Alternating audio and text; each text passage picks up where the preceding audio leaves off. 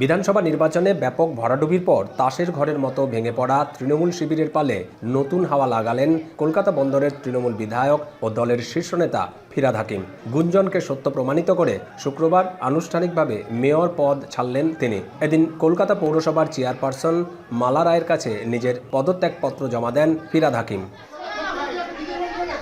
এরপর সংবাদ সম্মেলনে ফিরহাদ অভিযোগ করেন, সঠিকভাবে মেয়রের দায়িত্ব পরিচালনার সুযোগ না পাওয়ায় পদত্যাগের সিদ্ধান্ত নিয়েছেন। ঢাল নেই, তলোয়ার নেই, নিধিরাম সর্দার।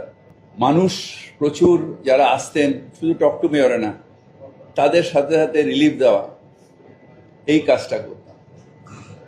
এখন সেটা সম্ভব হচ্ছে না। পৌরসভার ভবিষ্যৎ নেতৃত্বকে জনগণের প্রত্যাশা পূরণের আহ্বান জানান ফিরহাদ হাকিম। একই আহ্বান জানান রাজ্যের মুখ্যমন্ত্রী শুভেন্দু অধিকারীর কাছেও।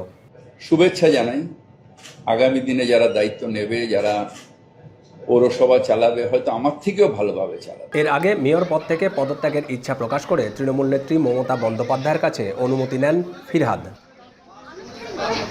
2018 সালে কলকাতার মেয়র পদে বসেন ফিরহাদ হাকিম। তিনি ছিলেন কলকাতা পুরসভার প্রথম মুসলিম মেয়র। প্রায় 8 বছর মন্ত্রিত্ব এবং মেয়র পদ সমান তালে সামলেছেন মমতা ঘনিষ্ঠ ফিরহাদ।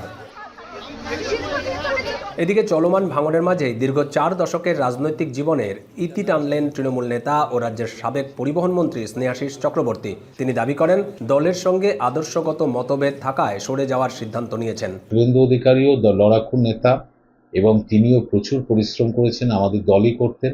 আজকে তিনি জিতেছেন, মানুষ তাকে ভোট দিয়েছে। তবে সক্রিয় রাজনীতিতে না থাকলেও লেখালেখি ও রাজনৈতিক আলোচনায় যুক্ত থাকবেন স্নেহাশিস চক্রবর্তী।